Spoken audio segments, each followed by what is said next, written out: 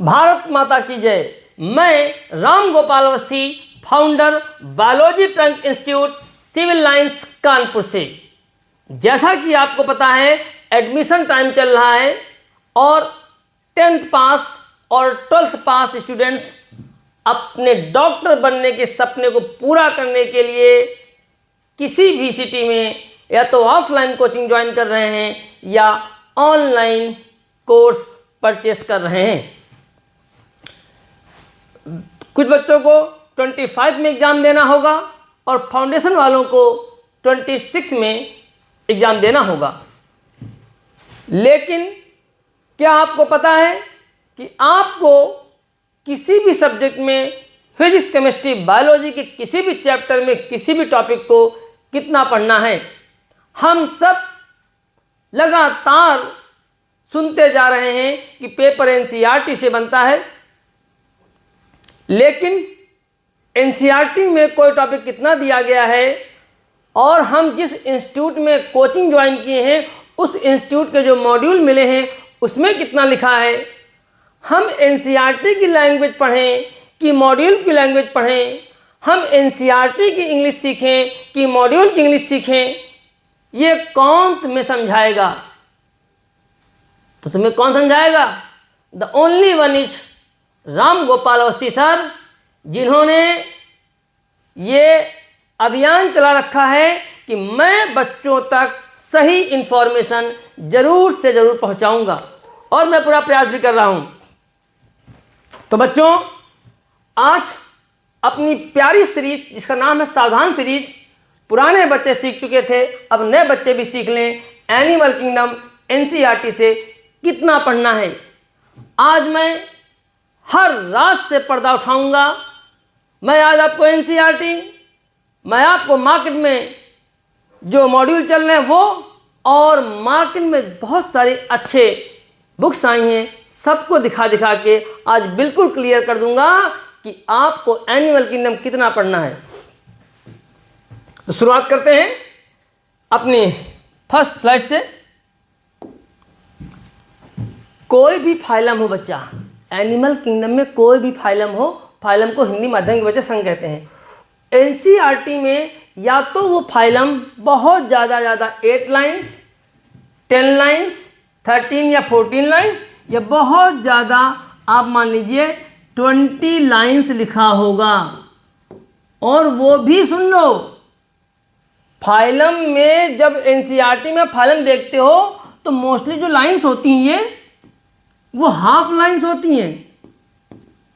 एक तरफ डायग्राम बना हो तो आधे में लिख दिया जाता है। मैं दिखाता हूं आपको, चलिए मैं दिखाता हूं आपको। तो एक्चुअल में 20 लाइन नहीं है। अब 20 लाइन और आधी आधी लिखी हैं, हाफ हाफ, तो 10 लाइन हुई। अब वो 14 लाइन्स लिखी हाफ हाफ, तो एक्चुअल में मैटर तो 7 लाइन्स का हुआ। तो देखिए बच्चों, ऐसे दिया जाता है एनसीईआरटी में। क्या दिक्कत? ये देखिए फाइलम पोरी फेरा। अब ये हाफ लाइन्स हैं कि फुल लाइन्स? हाफ लाइन्स हैं। ये देखो कितना थोड़ा सा टीनोफोरा, ये देखिए हो गया भैया प्लैटिनमिंथीज, हो गया एस्केलमिंथीज, हो गया एनेलिडा। कॉर्डेटा में क्लास देख लो कितनी कम कम पढ़ाई गई हैं, मजा आ जाएगा आपको। ये देखिए रेप्टाइलिया, रेप्टाइल्स, बस इतना ही रेप्टाइल्स पढ़ना है, बस इतना ही एवीज पढ़ना है। लेकिन आपको बहुत कुछ ज़्यादा पढ़ाया जा रहा है। तो जो बच्चे कहीं भी ज्वाइन कर लिए हों ऑनलाइन या ऑफलाइन, वो सावधान हो जाएं। उन्हें कोई भी फाइलम एनिमल किंगडम का एनसीईआरटी में जितना दिया गया है 8 लाइन्स, 10 लाइन्स, 13 या 14 लाइन्स या मैक्सिमम 20 लाइन्स, और उसमें भी आप देखिएगा हाफ लाइन्स, आपको बस उतना ही फाइलम पढ़ना है, कुछ भी एक्स्ट्रा नहीं पढ़ना है। क्लियर? आगे बढ़ते हैं। Any phylum. अब एनसीईआरटी में फाइलम जो होता है एनिमल का, उस फाइलम में हम क्या क्या पढ़ते हैं? कैरेक्टर्स और एग्जाम्पल्स। कैरेक्टर में भी मैं आपको बता दूं बच्चों, कैरेक्टर में भी मैं आपको बता दूं कि जो कैरेक्टर हम लोगों को पढ़ने होते हैं, तो एनसीईआरटी में क्या है कि एनसीईआरटी में पहला पार्ट है बेसिस ऑफ क्लासिफिकेशन, और उन्होंने इस पहले वाले पार्ट में किसी भी फाइलम के जो कैरेक्टर बता देते हैं, तो बाद में फिर वो वहाँ पे नहीं लिखते, तो एक दो कैरेक्टर आपको फाइलम में यहाँ मिल जाएंगे, और उसके बाद जितने एनसीईआरटी में दिए हैं उतने पढ़ने हैं आपको। आपने अपनी बुक्स में कितने कैरेक्टर पढ़े हैं, राइटर्स की बुक में, इससे कोई मतलब नहीं है। जितने कैरेक्टर्स एनसीईआरटी में दिए गए हैं उतने पढ़ने हैं, और वही एग्जाम्पल्स देने हैं। एग्जाम्पल्स में क्या होता है, साइंटिफिक नेम लिखा होता है, उसका वैज्ञानिक नाम, और कॉमन नेम, जैसे नहीं ऑरेलिया को जेलीफिश कहते हैं, इस तरह के नाम जो होते हैं, तो बस आपको वही कॉमन नेम याद करना है और वही साइंटिफिक नेम याद करना है जो एनसीईआरटी में दिया गया है। अब ये नहीं कि आपने किसी फाइलम में बहुत सारे कॉमन नेम्स आ जाते हैं, पोरीफेरा में लोग पढ़ाते हैं boring sponge, dead man finger sponge, पढ़ते रहो, कुछ भी आपके एनटीए के पेपर में नहीं आएगा। बहुत सारे बच्चों की कोचिंग स्टार्ट हो चुकी होंगी, लिविंग वर्ड, फिर बायोलॉजिकल क्लासिफिकेशन सेकेंड चैप्टर, फिर प्लांट किंगडम, उसके बाद आएगा एनिमल किंगडम, और आज मैं आपको एनिमल किंगडम का ही सच बता रहा हूँ और बच्चों को बचा रहा हूँ। तो किसी भी फाइल में बच्चों कैरेक्टर जो पढ़ने हैं आपको, वो जितने एनसीईआरटी में है, और मैंने कहा ना एनसीईआरटी में एक दो कैरेक्टर पहले वाले पार्ट में आ गए तो बाद में नहीं लिखते। क्लियर भाई, जब यहाँ उन्होंने आपको पढ़ा दिया, जब यहाँ उन्होंने पढ़ा दिया तो एनसीईआरटी किसी मैटर को दो दो बार रिपीट नहीं करती। क्लियर, चलिए आगे बढ़ते हैं। आइए समझते हैं एनसीईआरटी और मॉड्यूल या सम ऑनलाइन टीचर्स। कुछ ऑनलाइन टीचर्स भी हैं जितना एमएससी में पढ़े होंगे, जो एमएससी में पढ़ के सीखा है, अब वो ज्ञान देंगे आपको। देखो हमको कितना आता है, हमको फाइलम पोरीफेरा कितना आता है, हम सिलेंटेटा में जनरल नॉलेज देंगे, जीके पढ़ाएंगे। जितना एमएससी में पढ़ के आए हैं, एमएससी जूलॉजी, वो जीके आज आपको बताया जाएगा। आप अपने एग्ज़ाम के लिए एनसीईआरटी तैयार कर रहे हैं, आप एमएससी में क्या जीके लेकर के आए हैं, उससे क्या मतलब, आप मत पढ़ाइए। बच्चों को सिर्फ एनसीईआरटी का एनिमल किंगडम पढ़ना है, ना कि आपके एमएससी का डिटेल वाला। उसमें बहुत सारी डाइवर्सिटी है एनिमल किंगडम में। भाई देखिए, कोई भी किंगडम हो डाइवर्सिटी से भरा हुआ है। बड़े बढ़िया बढ़िया क्वेश्चन हैं। उसमें रेप्टाइल्स पढ़ते हैं आप लोग, रेप्टाइल्स जो रेंग कर चलते हैं सही से, बहुत सारे सांप हैं, स्नेक्स हैं, लेकिन एनसीईआरटी में तो स्नेक नहीं पढ़ने हैं ना। स्नेक के जहर के टाइप, स्नेक का जो जहर का दांत होता है, फैंग्स बोलते हैं, पॉइजन टीथ, ये सब एक जमाने में सीपीएमटी में होता था। तो अब ये सब थोड़ी आप पढ़ाएंगे। आप रेप्टाइल पढ़ाने आए, अब स्नेक शुरू हो गए, तो ये सब नहीं भैया। तो सबूतों के साथ विद एविडेंस मैं दिखाता हूं आपको। तो आप देखिए, एनसीईआरटी में कोई क्लासिफिकेशन में नहीं पढ़ना होता आपको।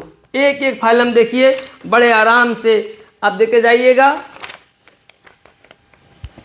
फाइलम पोरीफेरा, बस एग्जाम्पल पढ़ लीजिए, खत्म हो गया फाइलम पोरीफेरा। क्लियर, बस कोई दिक्कत नहीं है।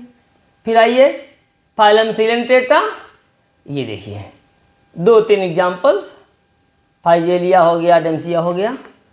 वाह भाई वाह, ये टीनोपोरा, ये प्लैटीहेलमिंथीज, ये एस्केलमिंथीज, ये एनेलिडा, ये आर्थ्रोपोडा।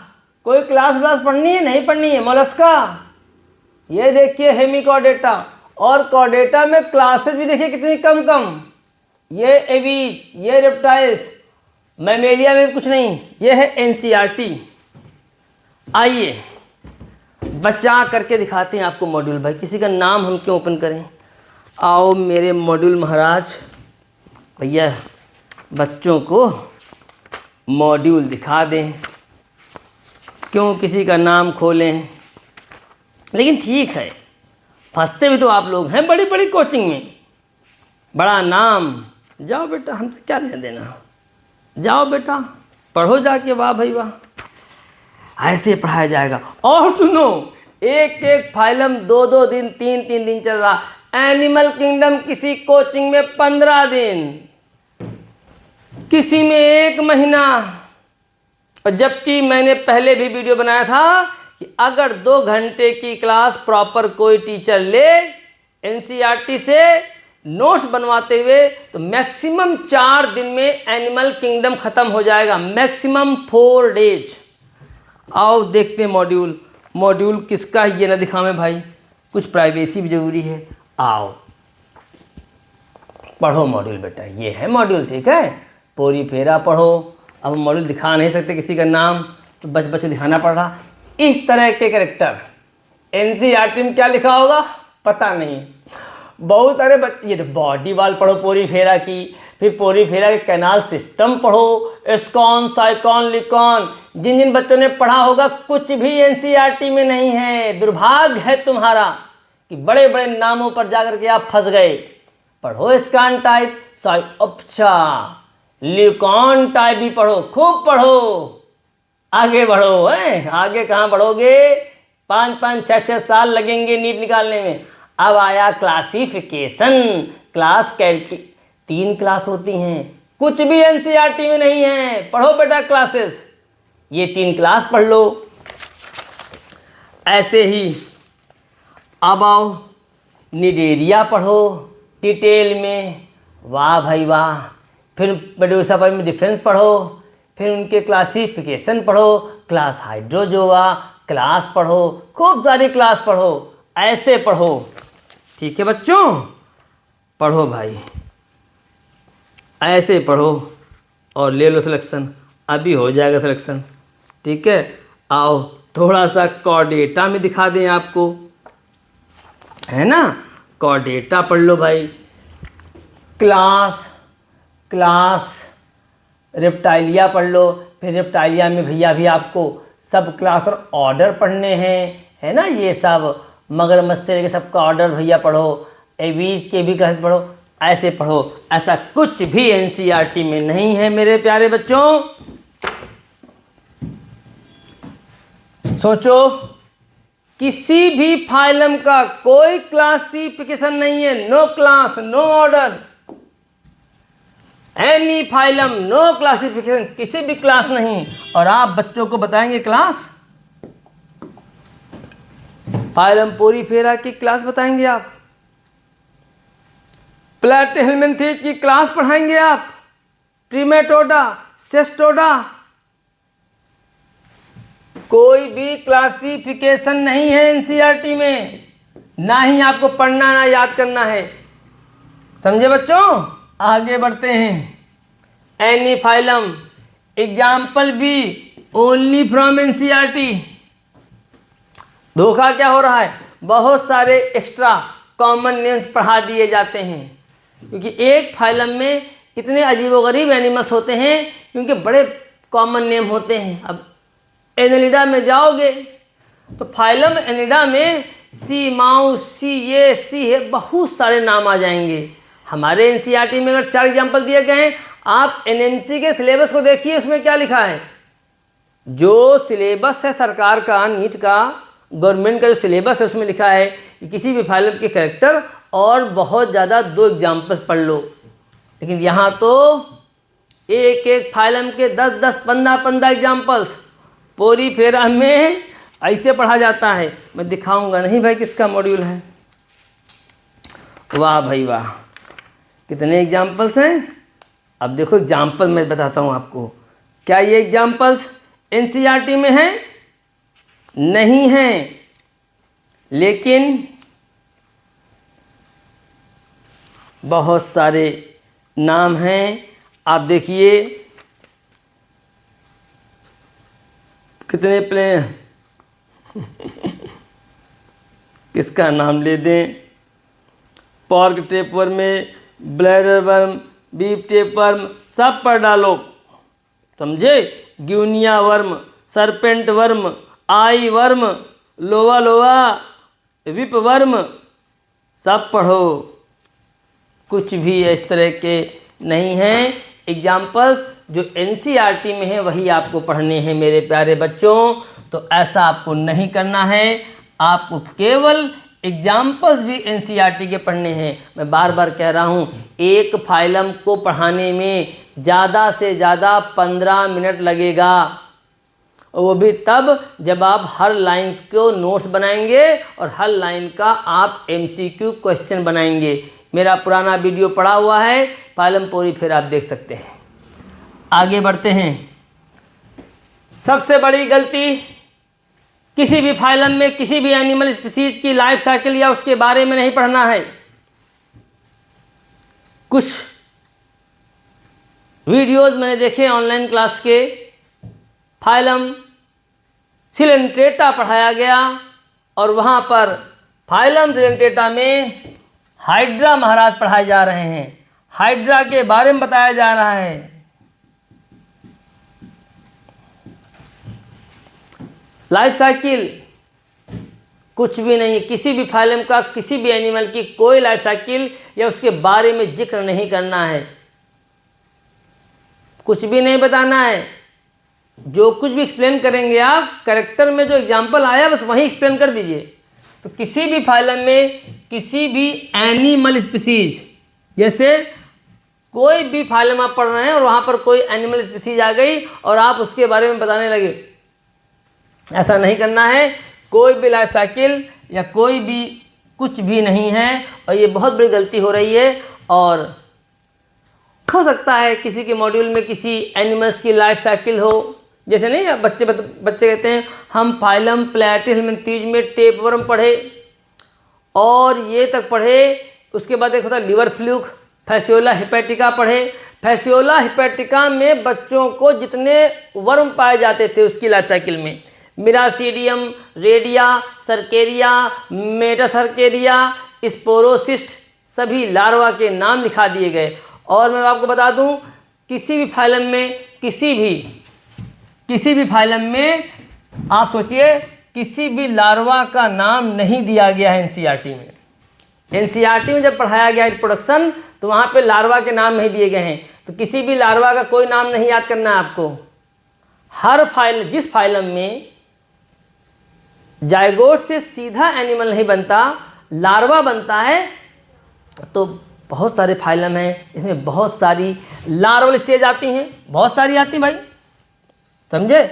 बहुत सारी आती हैं, बहुत सारी लार्वल स्टेज आती हैं, लेकिन कोई भी नाम नहीं पढ़ना है। ये सब सीपीएमटी में था बच्चों, तो हम क्यों बताएंगे?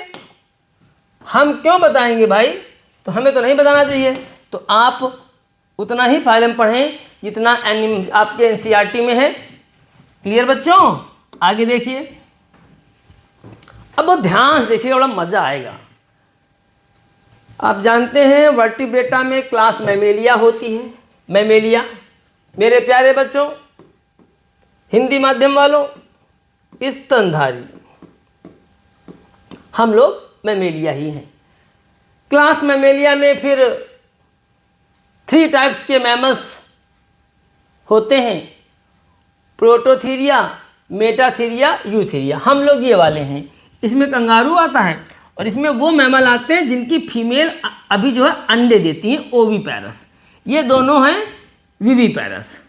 इसमें जो फीमेल होती हैं वो बच्चे पैदा करती हैं, और ये वो मैमल है जिसकी फीमेल जो है, जिसकी अम्मा अंडे देती है, फिर अंडे से बच्चे निकलते हैं, और इनकी जो अम्मा होती है वो सीधे बच्चे पैदा करती है।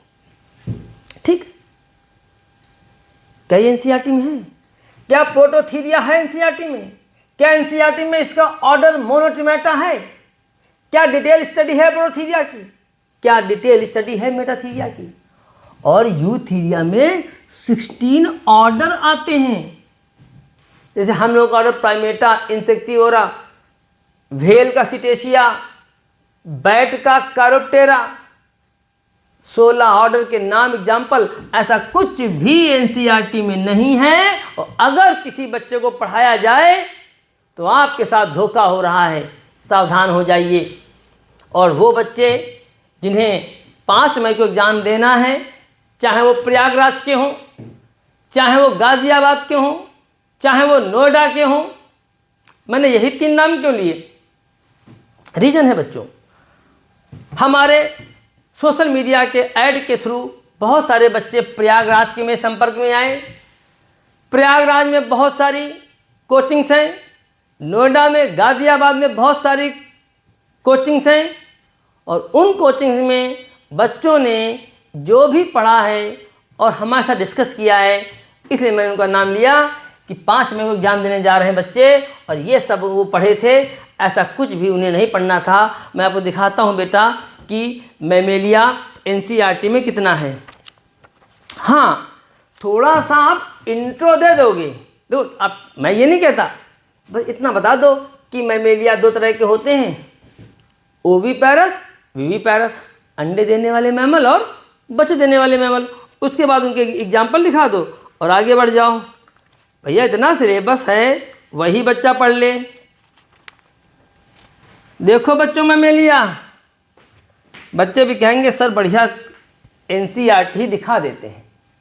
ये देखो मैमेलिया, करेक्टर हो गया, आओ आओ आओ आओ, ऐसे सीधे एग्जाम्पल। ओविपेरस में ऑर्निथोरिंकस प्लैटिपस, यही वो मैमल है जिसकी अम्मा अंडे देती है, मतलब egg laying mammals, oviparous mammals. मैं हिंदी अंग्रेजी दोनों बोल देता हूँ, सबको समझ में आ जाए। विविपेरस, बच्चे देने वाले मैमल। विविपेरस में पहले कंगारू, फिर टेरोपस, ये चमगादड़ है, बैट, इसको फ्लाइंग फॉक्स कहते हैं। फिर कैमेल, ऊंट हो गया, मंकी हो गया, चूहा, कुत्ता, बिल्ली, हाथी। यही एग्जाम्पल हैं कि तुम पढ़ा दोगे मैमेलिया के क्लास ऑर्डर। ऐसा कुछ भी नहीं है बच्चों। हाँ, लेकिन जितना एनसीईआरटी में दिया गया है उसको पढ़ना भी आसान नहीं है। एक एक लाइन की डिकोडिंग होगी, तो जो एक्सपर्ट होगा वही लाइन टू लाइन डिकोडिंग कर पाएगा, नहीं तो क्या होगा, बच्चे लाइनों को रटेंगे और तब तो और दिक्कत। क्योंकि एनसीईआरटी में कंसाइज दिया गया है, बहुत कम दिया गया है। तो जैसे एनसीईआरटी में दिया गया उसके हिसाब से डिकोड करके पढ़ना है आपको। नहीं तो जैसे आप राइटर्स की किताब में पढ़ेंगे, बुक्स में जो आप पढ़ते हैं 11th 12th में, यूपी बोर्ड वाले, आईसी बोर्ड वाले, वहाँ पर डिटेल में दिया होता है। तो इसलिए आप लोग हेल्पिंग बुक में अपने ही बोर्ड की राइटर्स की बुक से थोड़ा बहुत हेल्प ले लिया करो, ठीक है। तो आपने देखा, मॉड्यूल देखा आपने, एनसीईआरटी देखा। अच्छा, एक बात और बता दें आपको, मार्केट में अच्छी बुक्स आती हैं, मार्केट में अच्छी बुक्स आती हैं, लेकिन आप मार्केट की क्यों लोगे? आप तो हवा में बहोगे ना। भाई ये इंडिया है, यहां तो एक बार जिसकी वेव चलती है सब उसी में बह जाते हैं। तो मैं आपको दिखाता हूं, बड़ी ही प्यारी एक किताब मार्केट में आई, मैंने उसको देखा, लेकिन दुर्भाग्य देखिए हमारे देश का, जो मार्केट में अच्छी बुक है उसको कोई नहीं पूछ रहा, और बड़ी बड़ी कोचिंग्स के मॉड्यूल जो बिल्कुल 3rd क्वालिटी के हैं उनके दीवाने हैं। अब दीवाने तो नहीं कहेंगे, बेवकूफ़ी कहेंगे, जब जानकारी नहीं तो दीवाने ही सही। चलो भैया, अब मैं चूँकि इसका भी कवर पेज नहीं दिखा सकता, प्राइवेसी है, लेकिन मैं इसका पैटर्न, क्योंकि देखो हमें गलत और सही के बारे में सोसाइटी में मैसेज देना है। अब ये नहीं सी कि सब गलत ही गलत हम बता रहे हैं, जहाँ सही मिले वहाँ सही बताओ, और जो गलत हो उसका विरोध करो, ठीक है। और आज के ज़माने में सच बोलना बहुत ज़्यादा दिक्कत पैदा करता है, लेकिन मैं 2011-14 सालों से अपने संस्थान के थ्रू कोई भी बच्चा ऑफलाइन पढ़ाओ, 11 से लेकर के अभी 24 तक, 10 में भी मैं पढ़ाता था पहले, तो आज 15-16 साल हो चुके हैं, पढ़ाए हुए बच्चे MD में हो चुके हैं, DM तक हो चुके हैं, और जितने भी पढ़े हैं बच्चे, हायर क्लास वाले बच्चे भी सब जानते हैं सर जैसे 2011 में थे सर वैसे 2024 में हैं, और सर वैसे 2034 में भी रहेंगे। हमने कभी भी प्रोपेगेंडा नहीं किया। तो आइए दिखाते हैं, एक अच्छी सी बुक मार्केट में आई है, बड़ी प्यारी है। देखो उस बुक ने NCERT वाला ही लिखा है, लेकिन दुर्भाग्य देखिए ऐसी बुक्स हम लोग क्यों नहीं पढ़ते। कवर पे तो मैं दिखा नहीं सकता हूँ, ठीक है। देखो बेटा, ये बुक्स है, देखो इसने वही किया जो आराम से देखो पूरी फेरा लिख दिया, इतना NCERT में था, बस कितना प्यारे से उसने सिलेंटेटा लिख दिया, थोड़ा सा अच्छे से लाइनों को अलग अलग कर दिया, टीनोफोरा लिख दिया, वही उतना ही लिखा जितना NCERT में है। प्लेटिहेल्मिन्थेस, कितनी अच्छी बात है, कितनी अच्छी बात है। ये देखिए मैमेलिया को इतना लिख करके जितना NCERT में था ख़त्म कर दिया। इन्होंने तो नहीं पढ़ाया प्रोटोथीरिया, मेटाथीरिया, यूथीरिया ऑर्डर। लेकिन ये क्या हो गया भाई, 1 मिनट बच्चों, मेरा पैर लग गया थोड़ा सा, और मैं जरा इसको सेट कर दूं। ओके ठीक है बच्चों, तो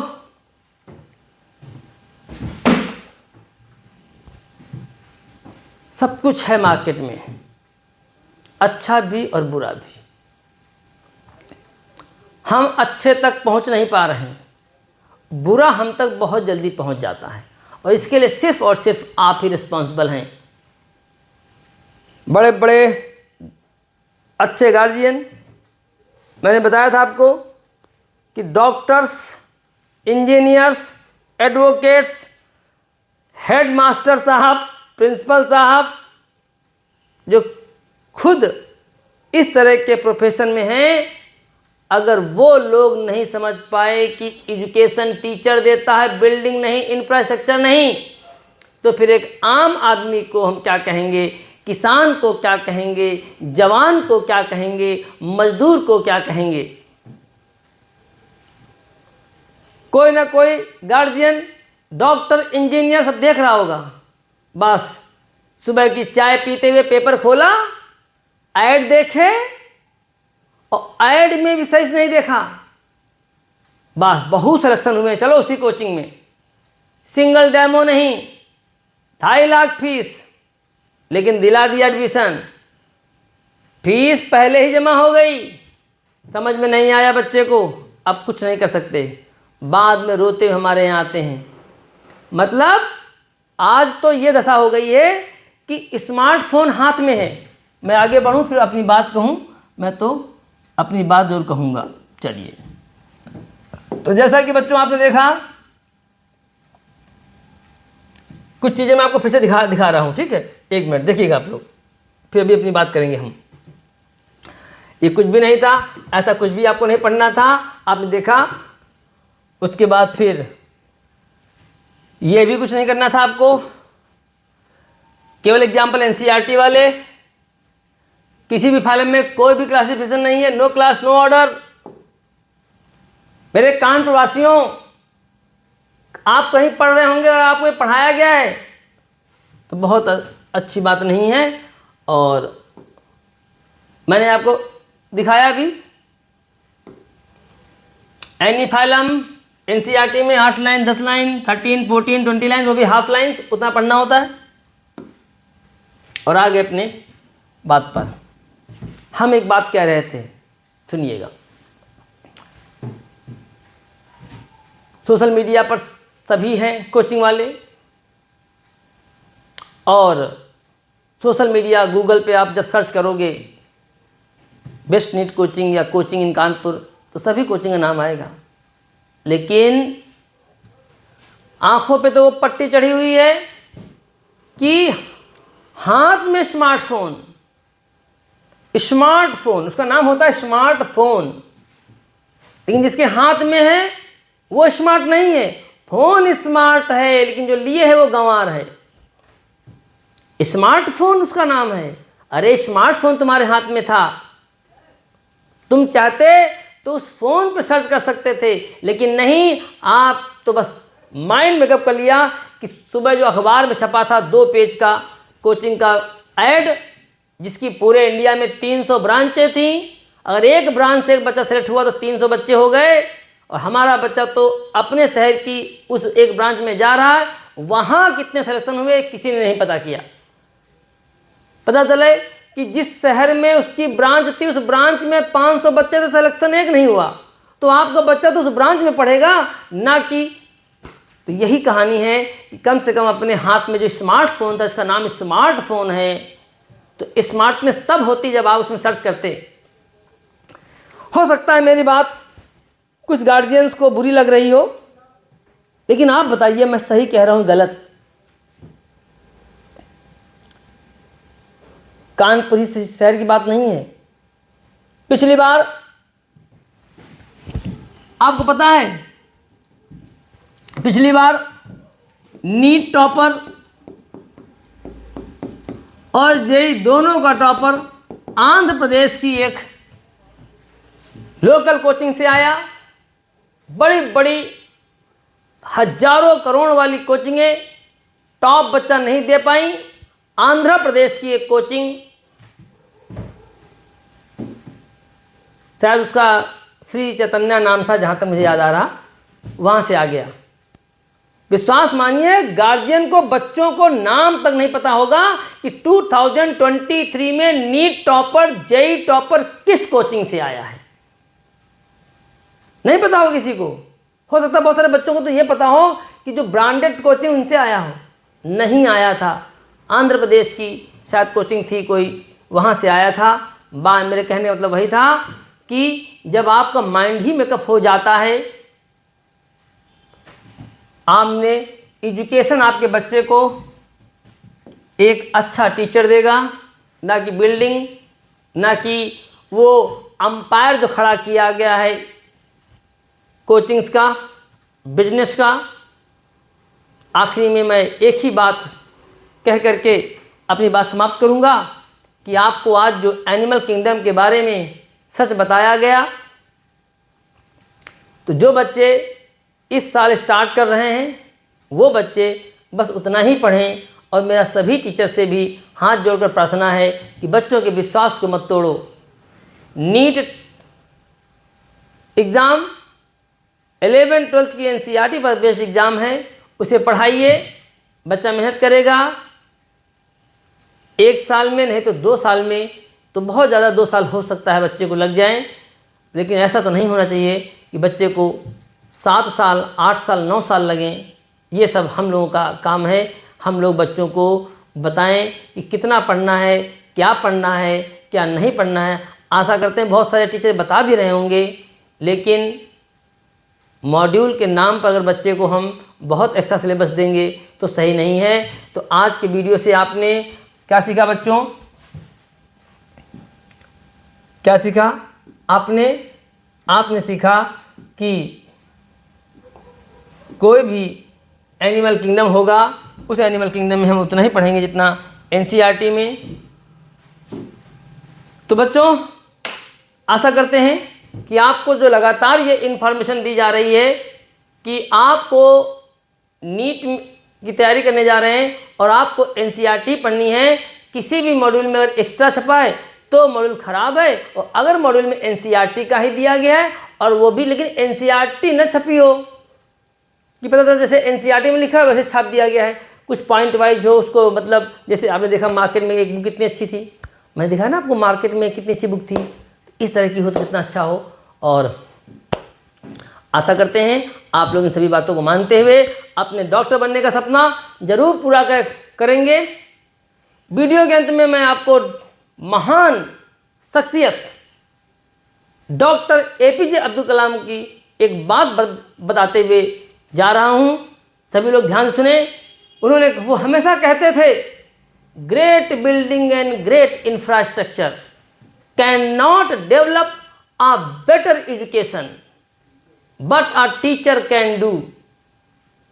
हिंदी में बोल दूं, ग्रेट बिल्डिंग्स, बड़ी बड़ी बिल्डिंग्स, एंड ग्रेट इंफ्रास्ट्रक्चर्स, बहुत बड़ा infrastructure, can not develop a better education, लेकिन but a teacher can do, लेकिन ये काम एक टीचर कर सकता है। यही वजह है आजकल स्कूलों से आया हुआ बच्चा कितना वीक है, क्योंकि स्कूलों में नहीं कराया आपने अपने बच्चे का एडमिशन, आपने तो बिल्डिंग्स में कराया है। आपने वहाँ की बिल्डिंग, वहाँ का प्लेग्राउंड, वहाँ का स्विमिंग पूल, वहाँ का विशाल का गेट देख करके एडमिशन कराया है। और आज यही वजह है कि without coachings student can not survive. तो बच्चों और गार्जियंस, इस एजुकेशन को समझना होगा आपको। एजुकेशन एक अच्छा टीचर देता है।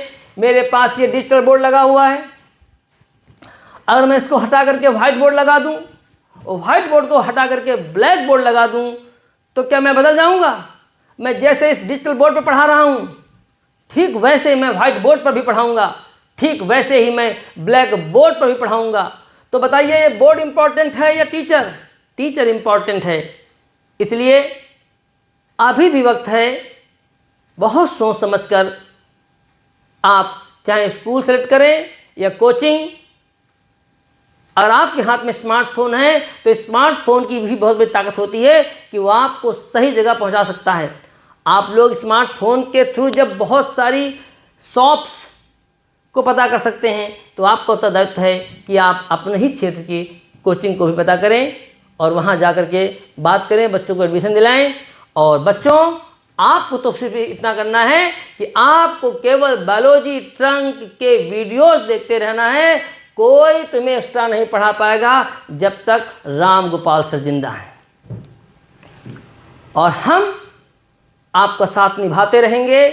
बस आप भी साथ निभाते रहिए। आप इन वीडियोज को शेयर करिए, अपने दोस्तों को दिखाइए, और जब आप देख लिया करिए तो जाइए अपने पापा को दिखाइए, मम्मी को दिखाइए कि देखो पापा मम्मी, ये राम गोपाल सर हैं, कानपुर में सिविल लाइन्स में इनकी कोचिंग है बायोलॉजी ट्रंक, और ये सर बिल्कुल सच बोल रहे हैं। कहीं से ऐसा नहीं लग रहा है कि एक बिजनेसमैन की तरह बात कर रहे हैं, जबकि खुद का भी कितना बड़ा कोचिंग इंस्टीट्यूट है। तो आशा करते हैं आप लोग पहले से ही अवेयर रहेंगे, तो 25 में 100% आपके डॉक्टर बनने का सपना पूरा होगा। चलते हैं, फिर मिलते हैं ऐसी जानकारी के साथ और आपको मोटिवेट करते हुए अपनी बातों के साथ। भारत माता की जय।